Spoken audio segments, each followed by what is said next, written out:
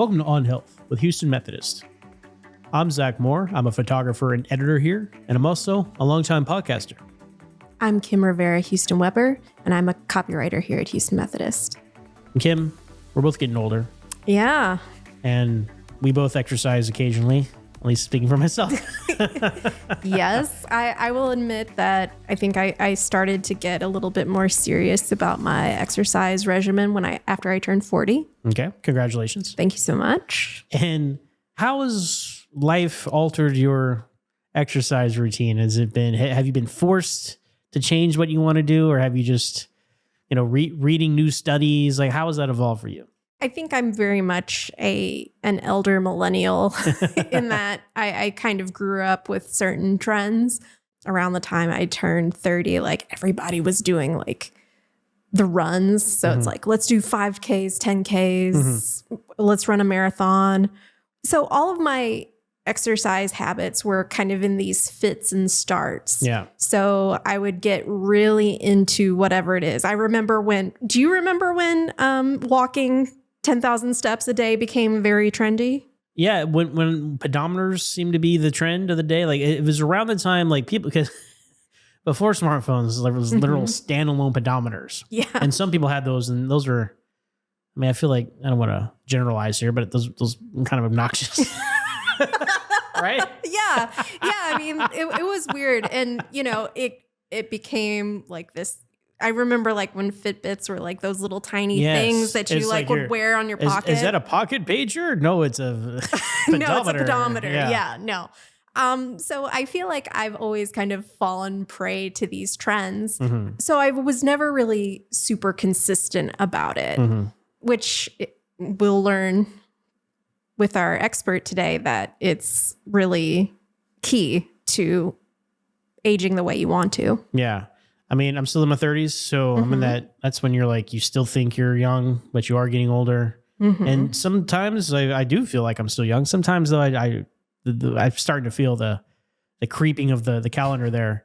So I haven't really adjusted anything per se. Maybe don't like go as hard maybe as I would have in the past, because I'm like concerned about like, well, I'm getting older. I can't recover as quickly as I could, right? That's that sort of thing. That's the extent of the thought I put into like, well, I better adjust what I do, right? For X, Y, Z. Unfortunately, I don't have any serious health issues or pre-existing conditions, because that's a whole nother category. But what we're talking about today is how to adjust your exercise and workouts as you age. Yeah. And who do we talk to, Kim? We spoke to Dr. Gillian Wooldridge. She's a primary care sports medicine physician here at Houston Methodist.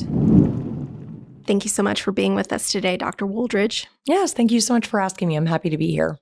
I think when most people think about aging, especially when we're younger, I think our minds go to some of those superficial things about aging. So getting the gray hair, pepper at your temples, and, getting those first wrinkles.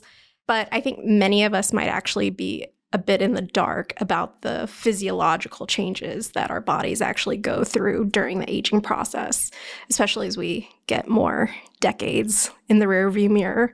So our conversation today is about how we can adapt our fitness routines to hopefully age the way we want to. But how do our bodies actually change as we age, starting as young as age 30 or 40?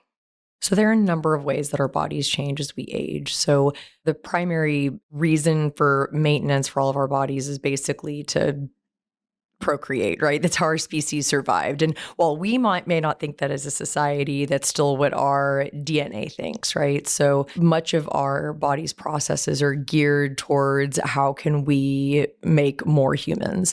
So our peak fertility typically is in our 20s, right? Teens and 20s. Then after 30, we're no longer as able to carry children safely and able to procreate. So we do tend to see that there are fewer resources for our bodies to actually go through and maintain them. So things that may happen, for example, are typically our bone density peaks at age 30. And after that, you're in maintenance phase until we start to get estrogen levels dropping for women. And as we're approaching perimenopause, we'll actually start losing bone density. What can also happen as part of that over time is that we end up collecting collecting these free radicals, we get some reactive oxygen species that act as these pro-oxidants that can cause damage to our DNA and damage to our other structures. And unfortunately, with aging, we tend to lose some of those antioxidant properties. We're able to make antioxidants, but we start to lose the ability to do so. And so you end up getting damaged cells, damaged DNA that may accumulate. And that can manifest in things like fatigue and loss of muscle, loss of bone.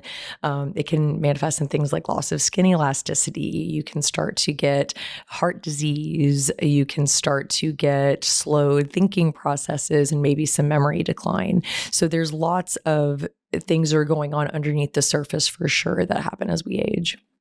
I saw a quote that said, exercise is not the fountain of youth, but it is a long, good drink of vitality. So how does exercise affect some of those physiological effects we've been talking about? There's a number of ways that exercise can help. When we are engaging in regular exercise, especially long-term, more moderate intensity exercise, it actually enhances our body's ability to produce our own antioxidants so that we can counteract those reactive oxygen species that have a negative impact on our cells and our DNA. So the more you engage in regular exercise, the more we're able to do so. That being said, if you engage as someone who's like relatively sedentary, engages in very intense exhaustive exercise without really having a background in exercise, you can actually produce too much of those reactive oxygen species, and that can have a negative impact. So it's really more about finding a long-term balance there. Additionally, we have known benefit of exercise on our brain plasticity, or our brain's ability to adapt to challenges. And, a lot of this data comes from what we know about concussions and recovery from mild traumatic brain injury. But we know that exercise can have positive effects on risk of developing dementia and other issues like that are associated with neurocognitive decline. So really, exercise forces our body to be able to adapt to stresses, but we want to make sure that we're also not overly stressing. This might be a bit of an assumption on my part, but I think especially when we're younger, we might think of the more superficial aspects to exercise, like the outcome. So we're trying to exercise for an aesthetic. We want toned arms, we want toned abs, whatever the case may be. But when we think about developing fitness routines that are going to help us age well, what should we be focusing on? Great question. So, of course, everyone wants the Instagram butt, right? That's the goal. But I'm not even all that mad about that, because at least it's getting people in the gym and lifting weights and encouraging, especially females, that it's okay to lift weights, right? So it's okay to lift heavy also. And of course, another benefit of aging is that you gain more wisdom, ideally, and you kind of learn what other people think about you is none of your business. So certainly I can understand, like anyone can, about wanting to achieve a certain aesthetic, but really exercise is part of the way that we stay mobile and independent and healthy lifelong. So ways of going about that, there's a multitude of ways, right? So one thing I alluded to earlier, of course, was engaging in regular moderate intensity exercise. So moderate intensity, think of it as like you could talk, but you wouldn't be able to sing during that. So maybe on a scale of 1 to 10, if you think of an exertion scale, you're kind of sitting in like the 5-6 range. Long term, that has really tremendous benefits for us. Induces our own body's ability to create antioxidants to counteract pro-oxidant damage. And that can consist of things like aerobic training. When we think about jogging, working in the garden actually is considered moderate intensity exercise. Those things are easy to incorporate into our lives, but also weight training counts as part of that too. So you can do resistance training as well. We want to make sure that we try to go through and really maintain our muscle mass or gain muscle. That's what really has some long-term benefit for us. Then of course, there's the cardiovascular endurance aspect. The easier your heart can adapt to different challenges, usually long-term, the healthier you are. So whenever you're engaging in some sort of really strenuous activity, if you have a foundation to build that on, it's not going to be as difficult on your heart. Or God forbid, you become very ill and in the hospital, but you have a strong, healthy heart, you're more likely to be able to recover from that without significant consequences. So we want to think about exercise really as almost as a medicine in some ways for longevity and it's not just about longevity, it's also about quality of years. Because I think a lot of people would agree that they don't necessarily want to live a really long time if that long time looks like them being immobile, inactive, dependent on others, not able to enjoy their lives. So the way you stay mobile and active and independent is really by engaging in regular exercise. And those habits start in our childhood years and our preteen years. And we want to make sure that people are engaging in lifelong physical activity. When we're thinking about engaging in strength training, stability training, mobility, cardiorespiratory fitness, and endurance, what are some of the recommendations for how much time we should be engaging in these different forms of training to make sure that we're hopefully aging the way we want to? When we think about general physical fitness, the American Heart Association recommends about 150 minutes per week of moderate intensity exercise or 75 minutes per week of a high intensity exercise. And that's for general cardiovascular fitness and well-being, right? And of course, that can, again, look like things like an aerobics class. It can look like a jog. It can look like a bike ride. It can also look like, lifting weights. It can look like playing with your kids. There's lots of ways of engaging in regular physical activity that don't necessarily look like going to the gym. When we think about weight loss, a lot of people in general may have a goal of exercising for the purposes of losing weight. And really, in order to achieve significant weight loss, you really need to be engaging in about 240 minutes of exercise per week. So roughly 4 hours per week of exercise. And a lot of that sounds quite intense whenever you look at it in one big chunk. Well, how do I find 2.5 hours in a very busy week to engage in meaningful exercise for my health? But it doesn't have to be 150 minutes at once, right? That's 30 minutes, 5 days a week. Not all those 30 minutes even have to happen together. If you can carve out 3 10-minute sections throughout the day to jog in place, do some air squats, do some lunges, go up and down the stairs at work, all of that counts. There's even some evidence to suggest that as little as 15 minutes per day of exercise has some degree of benefit on reducing heart attack and stroke risk. So when I'm counseling patients about exercise and benefits and how to go through about doing that, I really try to make it very obvious that there's ways that they can carve it out. Even, the busiest of the busy have some time that they can carve out to do something meaningful. When it comes to strength training, typically the recommendation is going to be 2 to 3 days per week of hitting all of your major muscle groups. Certainly some people choose to divide that up by body region. They may think pushing versus pulling muscles. They may think upper body versus lower body, and that's fine. Or you can work out major muscle groups as long as it's not on consecutive days, so spacing that out. So I typically will tell patients about 2 to 3 days a week, and you can actually get a very meaningful weightlifting session in about 20 to 30 minutes. There's no need to spend an hour or 2 hours at the gym. If you're doing it the right way, you can get a very meaningful workout in a relatively short period of time.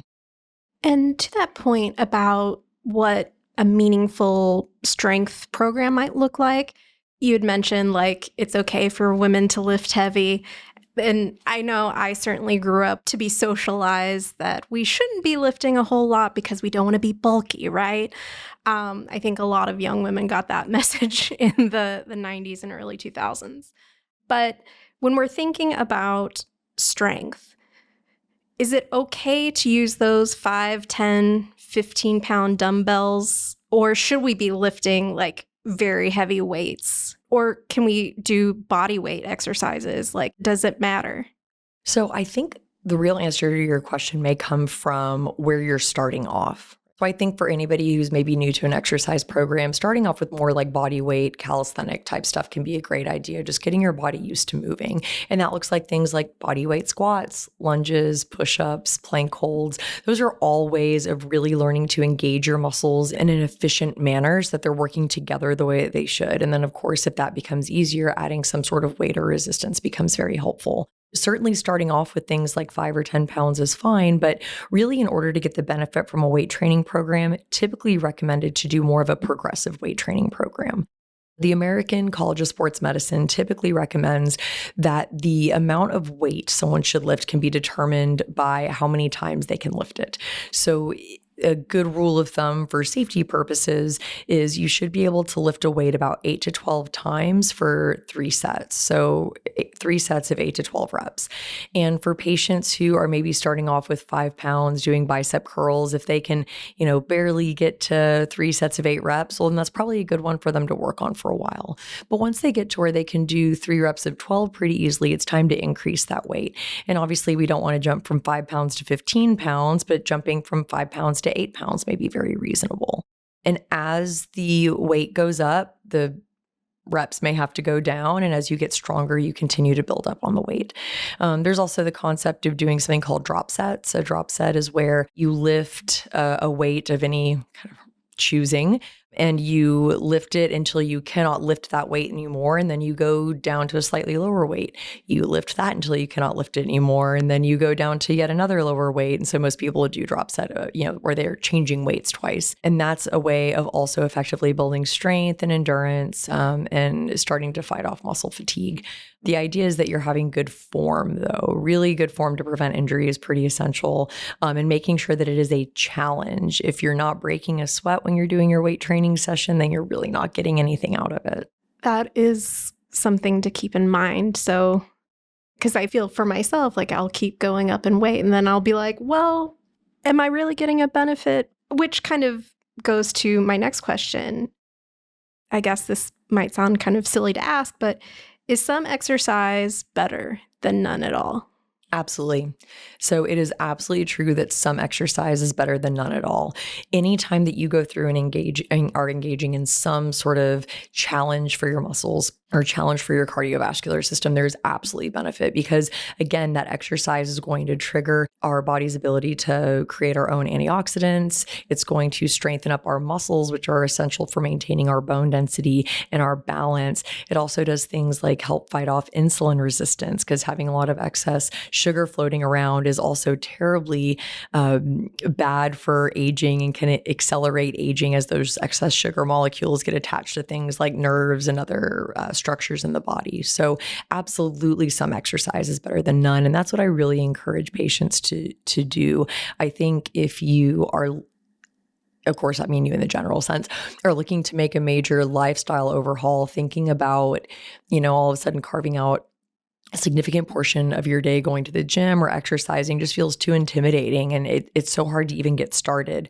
I often tell people the way you eat an elephant is one bite at a time. So going through and at least finding a sizable chunk or having a measurable goal is important. And that's when there's the purpose of FIT or FID with an exercise program. So F is frequency, just making sure that we're consistent in doing something on a daily or every other day basis. Then you think about the intensity, making sure that it's challenging enough. And then you think about the time or duration. How many times are you lifting that particular weight or how long are you running? And as you notice that you're able to do something for a longer period of time, maybe we have to go back to that intensity. And so you're constantly going back and forth, flipping between intensity and time. That's so interesting. And in thinking about how our goals might have to change over time, in my early 30s, I ran a turkey trot 10K that I didn't 100% finish the training program for. And so I spent a good chunk of that Thanksgiving lying down. I was a little bit immobile. My legs were pretty sore. But then, I kind of bounced back the next day and was feeling mostly fine. I feel like if I were to try that now, they would have to cart me off with the golf cart because I'm not making it. So we change, right? And what we're able to do changes along with that. So how should we both mentally and physically adapt our movement goals as we age? I think in that story, you brought up a really good point. And it was that you did a race that you hadn't finished the training program for. So a lot of people think that, well, once I hit a certain age, I can't do X, Y, or Z activity. And that's really not true. You can pretty much do whatever you want as long as you've trained appropriately for it. So for instance, I picked up skiing in my mid-30s. I married into a family of skiers. And so I was trying to ski. And on my second time ever skiing, I had the world's least dramatic fall and tore my ACL. And now I will no longer be skiing. I've made that decision, right? And It was just that there was something, it was new, and I probably maybe didn't prepare for it as well as I should have. So I think really the possibilities are endless with appropriate training. I used to tell people, the first 40 years, sure, you can kind of roll out of bed and do whatever activity and you'll be fine. After I hit 30, I realized that number is more like 30 years. And really, it's kind of before age 30, you're pretty invincible. After age 30, you need to start putting in a little bit of work to be pain-free. You've got to put some effort into it. So as long as you're adequately training for something, you can really do anything. I had a patient who was seeing me for knee pain, had pretty significant knee arthritis. I think he was in his 70s. And I always like to ask patients, what's your goal, right? Like, what are we trying to achieve here? What are you trying to get back to? And he was like, well, I really want to do burpees. And I asked why. He's like, well, I hadn't been working out, and I really got into CrossFit as a way to get in shape. And I said, ooh, okay. So CrossFit's maybe not a good way to get in shape. I think it's a good thing for people to do who are already in shape to challenge themselves. But maybe the 70-year-old with the really bad bone-on-bone arthritis shouldn't be picking up burpees as a way of getting in shape. So, and again, it boils down to that intensity, right? So we want to make sure that we are engaging in something regularly that's maybe a slow introduction. I feel like a lot of us have a tendency to really go hard or go home. And that's one reason why gyms are absolutely full of people in January, and then they all tend to burn out by mid-February because they're trying to make this radical change too quickly. And it's all about that fit principle. So if someone's been running marathons for forever and they turn 50, there's no reason they have to stop running marathons. If someone has done aerial silks for 25 years, they don't need to stop just because they hit a certain age. It's all about what are we doing to prepare our body for that kind of exercise. And again, that's a long-term investment in your own health and making sure that you're appropriately doing your research for how can I prepare myself for this particular activity. That's so interesting because in your anecdote about your patient, I think probably in his mind, he's not 70, he's 30 or 40, or, because we all kind of want to maybe think of ourselves in that time when we're at our peak, but we still might have to make modifications because while our minds might be one age, our physical body is another.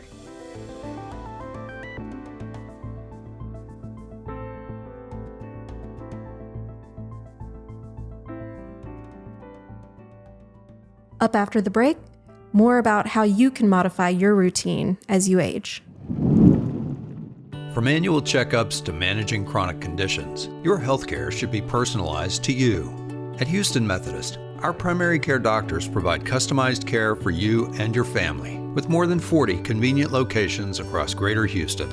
We offer a variety of ways to get care, from in-person and virtual appointments to same-day visits when you're sick. Choose your doctor and schedule online at houstonmethodist.org/stayhealthy. Houston Methodist, leading medicine.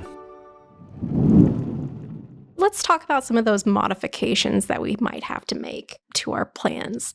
You had mentioned at the top about menopause and perimenopause. That period usually begins like 8 to 10 years before the final period. And so that's when we're having the hormonal fluctuations and some of those classic perimenopausal symptoms.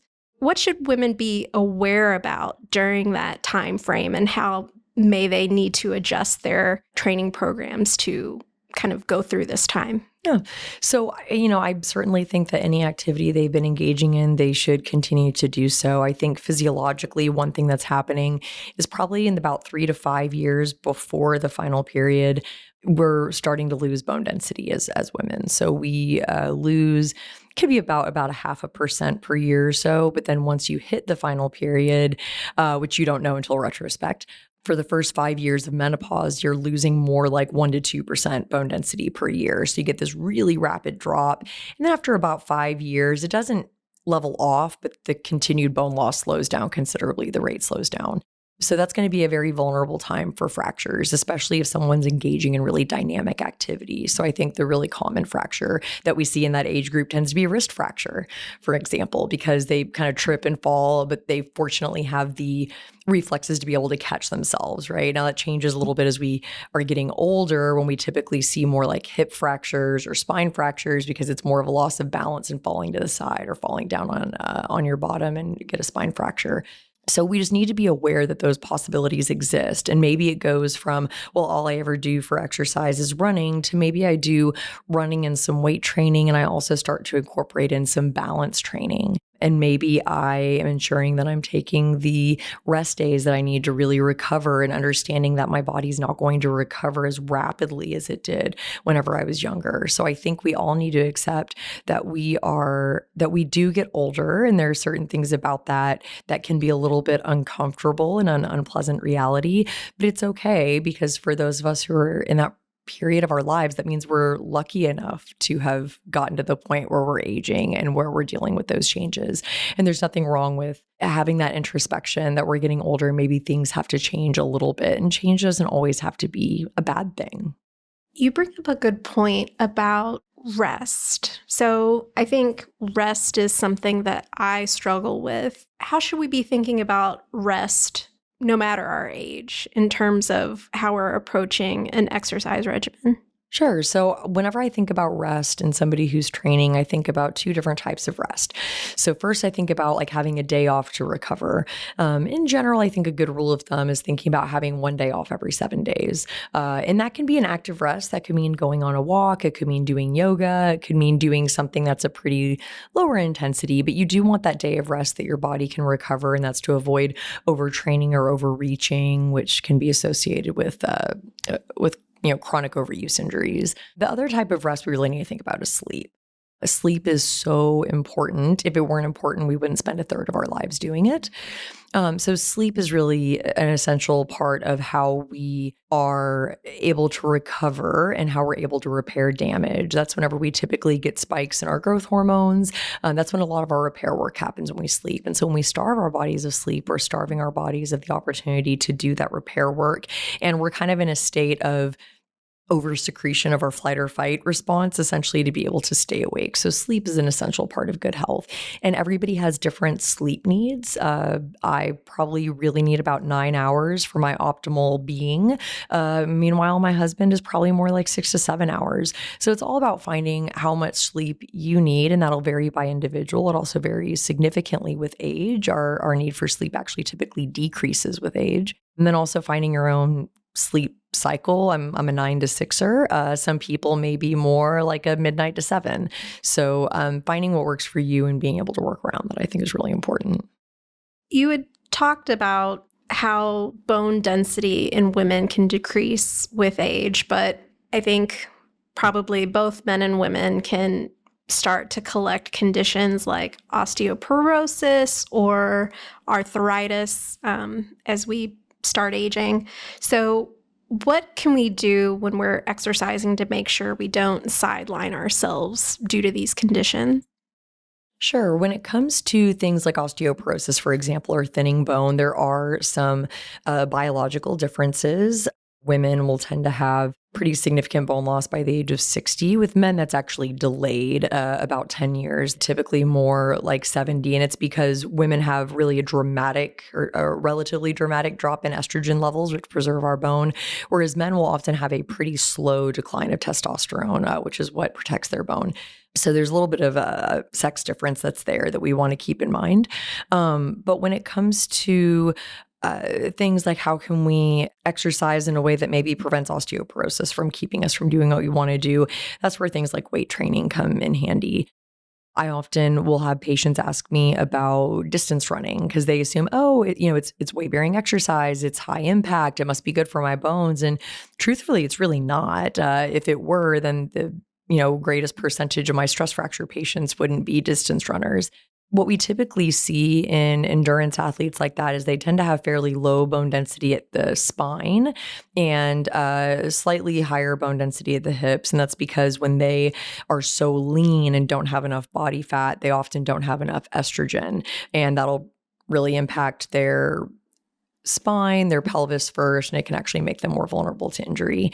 So when we think about exercising, doing something like running on a flat surface in a straight line is actually not a good thing for our bones. Humans are built to survive. Our species has survived for 20,000 years for a reason. And that reason is we're really, really good at being efficient. We're also very good at prioritizing our brain and our hearts over anything else. So if you have a chronic, repeated stimulus, for example, like running on a flat surface in a straight line, your body's not going to really start to repair that damage after a while. There's damage that accumulates with exercise.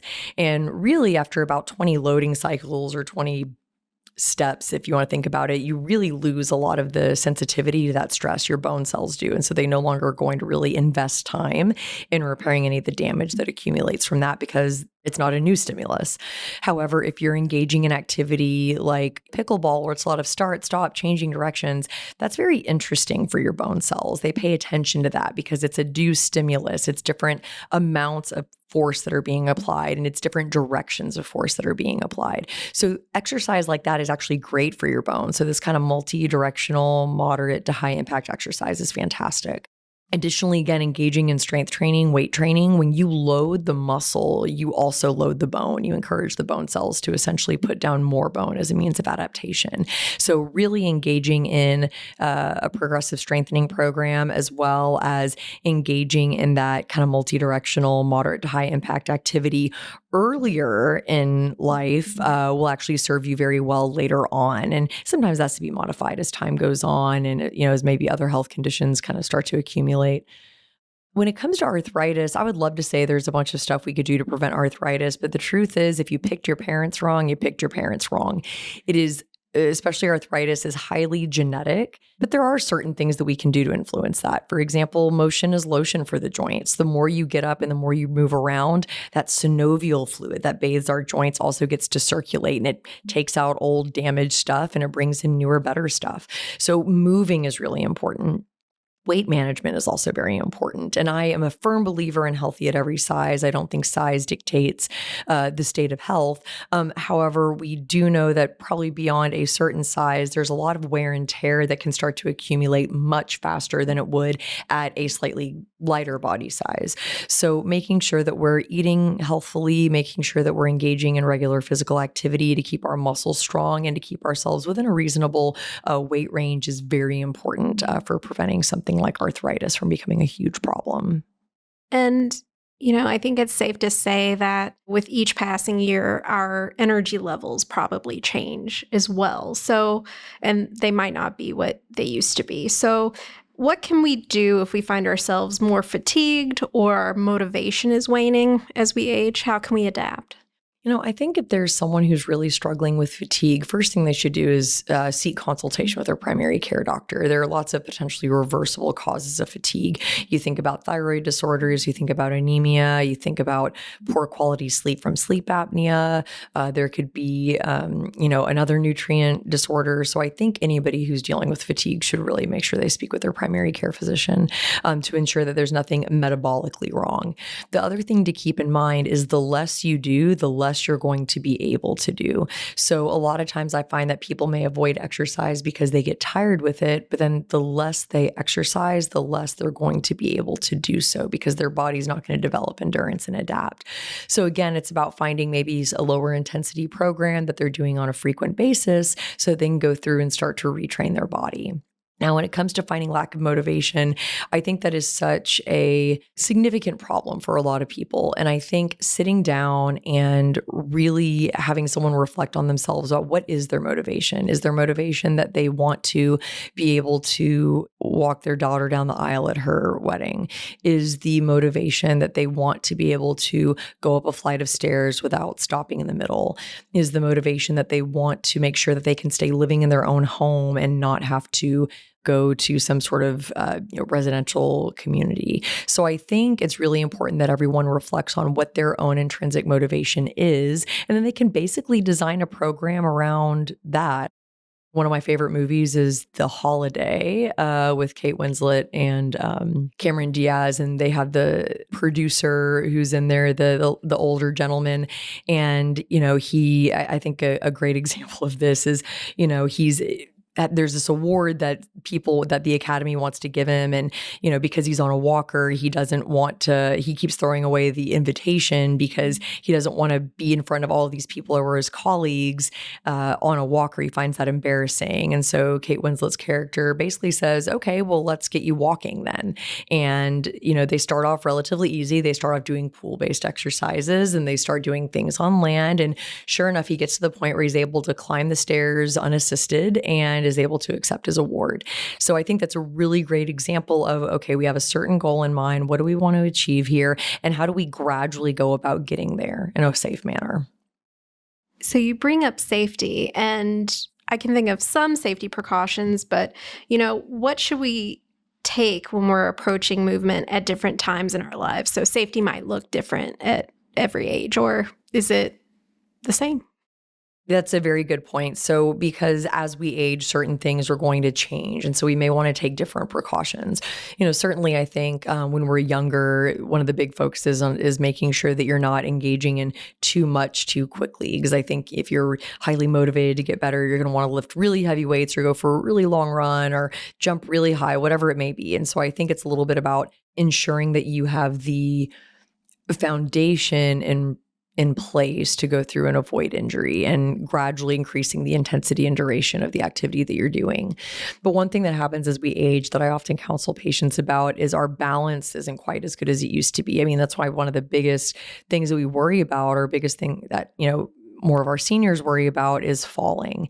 There's one reason why it's, with the Medicare physicals, they always want to ask about falls because we know that falls can result in fractures and brain bleeds and all sorts of things. So in somebody who's a little bit older, before they start engaging in an exercise program, they really want to make sure that they've got some pretty decent balance. Exercise programs like Tai Chi have been shown to reduce the risk of falls. There's even these balance plates out there that you can get training with. I often send people to physical therapy for this, or even something as simple as in your own home, standing with your feet together with a countertop, by you to hold on to just in case, and then maybe eventually progressing to where you eventually are standing on one foot, relatively unassisted, or whatever it kind of looks like that. That being said, having some situational awareness is good. There's no reason that you have to put your shoes on standing up. You can always just sit down. You can always just take your time to do what you need to do. It's rare that there's ever a true life and death emergency where someone's really having to run to get something done. So I think having that awareness and maybe having a little humility that we're all human and that's okay. It's hard to make something better if we don't really acknowledge where there's an area where we may have some weakness that needs to be addressed. Is there any age where it becomes a now or never in terms of our fitness? So, if you can't run a 5K at 30, you're never going to be able to run it at 40 or 50. Not at all, but I think we should have more, certainly reasonable goals in mind, right? There's no reason like a 50-year-old can't run a 5K, for example. But that being said, I don't know that that's going to be a good goal for an 85-year-old who's been sedentary. There's no time at which it's too late. I mean, there's even evidence that in the oldest old, which we typically classify as patients over the age of 85, even they can benefit from something like a progressive strengthening program or an aerobic program. So really, it's never too late to start exercising. That can happen at any time. It just needs to be done in a way, certainly that's safe, as we've touched on earlier. I mean, really in a way that doesn't promote risk of significant injury. I mean, if somebody has a lot of cardiac risk factors, they smoke cigarettes, they have diabetes, they have high blood pressure, they probably don't want to start getting into shape with a 5-mile jog. They may want to see, hey, can I walk around the block without getting winded first and gradually increase what they're doing.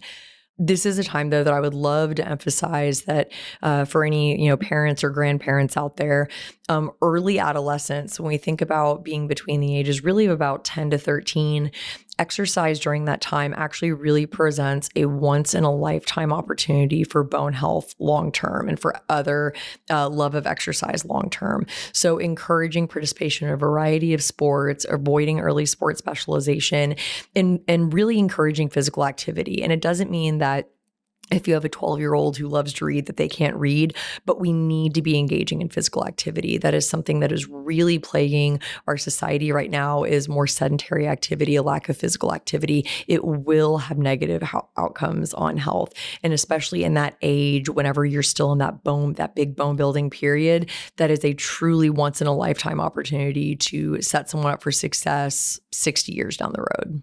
That's so interesting because you don't necessarily think that you're setting yourself up for what your relationship with movement is going to be at such a young age. But if you think about it and you were younger, and I was a book lover, I'll admit it, surprise.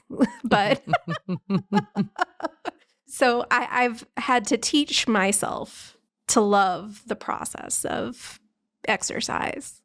But it's very worthwhile, and I'm glad to hear that it's not a now or never situation. Definitely not a now or never. And, there's nothing wrong with having different interests. It doesn't mean that you're, late elementary, early middle schooler, has to be an athlete and all the things. But I think finding some degree of physical activity that they enjoy, and that's the important thing, is that you enjoy. It's not a punishment, right? Exercise is not punishment. It's more about, hey, how can we move our bodies in a way that's meaningful? And maybe if team sports aren't for them, that's okay. There's all sorts of individual sports.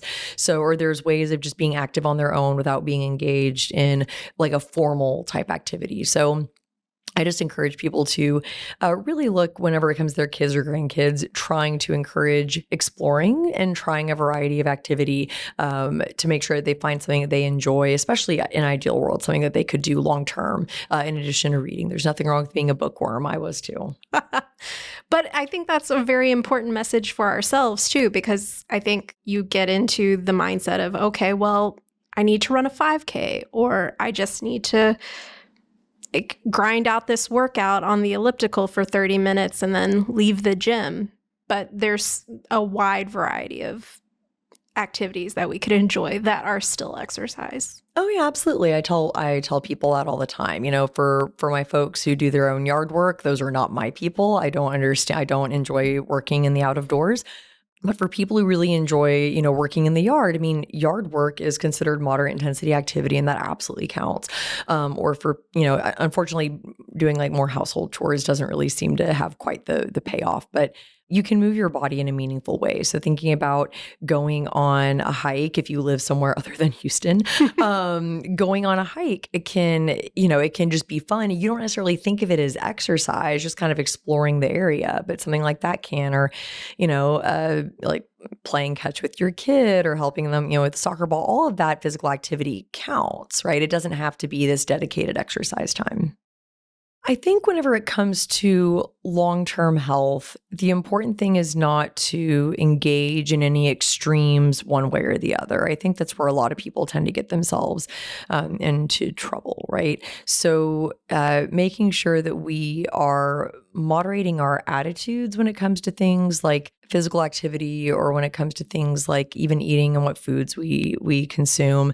I often see, the consequences of things, unfortunately, like eating disorders or even unintentional underfueling. And, what I try to tell people if there's a little bit of an issue around eating is, eating is not a sin and exercise is not punishment. That's really one thing that I try to emphasize. Going through and eating in a healthful manner to fuel your body is essential. Exercise is what keeps you moving, keeps you independent.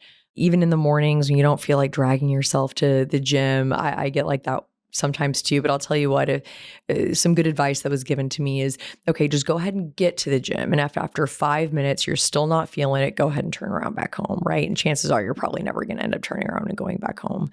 But we need to eat in a meaningful way that is going to fuel our bodies and give us what we need. We need those nutrients. You cannot build a house without bricks. You got to have the supplies there in order to be able to build a strong and healthy body. So eating from your major food groups, eating in a healthful manner, having a cheat day here and there is totally fine, but really making sure that we are treating our bodies as, I'm not going to say as a temple because I feel like that's a little bit too cliche, but this is the only one we got, right? So we want to make sure that we're fueling it in a way that's important. We want to make sure we're moving it in a way that's important because this is the one that's going to carry us until whenever our end may be. Yeah. Dance with the one who brought you. There you go. Well, thank you so much, Dr. Wooldridge. This has been so enlightening, and I feel better about exploring a little bit more movement and going out there, chopping it up and seeing what new things I can find. And don't feel like you have to run a 10K. Start with a 5K. Yeah, right. Like make it easy. I don't understand the running. If anybody ever sees me running, please call for help. Please call for help. I am being chased by something. So please call for help. But yeah, no, it's sometimes it's not as complicated as we want to make it. Awesome. Thank you so much. Yes. Thank you for having me. So Kim, I want to get a poster that says, load the muscle, load the bone. I think that's a great takeaway. She had a lot of quotables, I think. Oh yeah, no, I really enjoyed this conversation because there was just so much about how you can approach exercise that I had never thought of before. Mm-hmm. Just because it's rung true in my own life about how I've sort of diversified how I think about movement and exercise. Because I used to be of the mindset that you have to go to a gym, you have to be on some kind of machine for no less than 30 minutes, then you have to lift some kind of weight, and then poof, you're done. Mm-hmm. But, you can go hiking, you can garden, and that's all considered exercise. Yeah, the gardening and I stuck love out to me. that. I like that. Yeah. Yeah. So it makes me feel a little bit better when I have to get up super early to weed my garden. Well, I know you guys mentioned it. Is it better to exercise a little bit or none? Well, obviously a little bit, right? Because no matter what, get your body moving, right? That's what it's all about. Speaking for myself, I have my ebbs and flows of my exercising. And when you start out, you're like, this isn't really doing much, right? But you don't realize, but you turn around, you stick with it like a month, 2 months, 3 months, you turn around, oh, look, it is doing much. And you got to stick with it. And so even if you're doing just a little bit, that adds up, as opposed to, well, I'm just going to sit here now at my desk for 3 months and not do anything. It's common sense, but so many of us fall in that trap of ended up doing nothing. We could just be doing something. Yeah, I thought the acronym she used fit about frequency, intensity, and time, mm-hmm. and just kind of starting small with those goals, but just making sure that you're being consistent with whatever it is you're doing, mm-hmm. and you're going to see some kind of results. And another point that I thought was really good was she emphasized what your why is, or what your goal should be. A tangible. Yeah, like the tangible thing in terms of you want to walk your daughter down the aisle when she gets married, or you want to hike in some like beautiful cliff somewhere in the world. Having these goals and doing the work to help sustain you to get there in small chunks works. Mm-hmm. No, absolutely. Because we all have this nebulous, I want to be healthy. Well, what does that look like? If you don't have set goals, it's hard to have a set plan, like to get there. Like, what's the actionable steps you need to get between here and quote unquote healthy? And having those actual like specific goals, I absolutely agree. I've seen it in my own life where, I think when I was younger and I grew up in the 90s and early 2000s, and you were working out for an aesthetic, you were working out to be as thin as humanly possible. And that just doesn't sustain you really. But now I think more about exercise and approaching movement with, you know what? I want to be able to get in and out of my bathtub comfortably when I'm 80 or 90, right? Like I want to have good years when I'm that old. Like she said, think about like the quality of life. Exactly. Right? I mean, you want to live long, but you want to have quality of life as you live that long. Exactly. And something that stuck out to me too was you get used to doing your reps, right? You're like, oh, good. I finally like lifting these 35s, 12, 3 rounds of it doesn't kill me anymore. Great. But then you got to level up, right? Because she's like, well, if you stop sweating, like a workout without sweating doesn't really do much for you. So remember that too. Because you can get, it's good that you're getting more comfortable. It means you're getting stronger, but then you're not having that resistance as much, so it's doing less work. And so at that point, like you never want to be comfortable during a workout. And it's about, I think, challenging yourself as well as making sure that you're doing different kinds of movement. You're focusing on your balance, you're focusing on your mobility, you're focusing on your heart. And the exercises that you do can look widely different for all of those things. And I think that can help you prevent injuries, which I think can sideline a lot of folks, especially as they add more decades to their life. Yeah, absolutely. All right, that's going to do it for this episode of On Health with Houston Methodist. We drop episodes Tuesday mornings, so be sure to share, like, and subscribe wherever you get your podcasts. And until next time, stay tuned and stay healthy.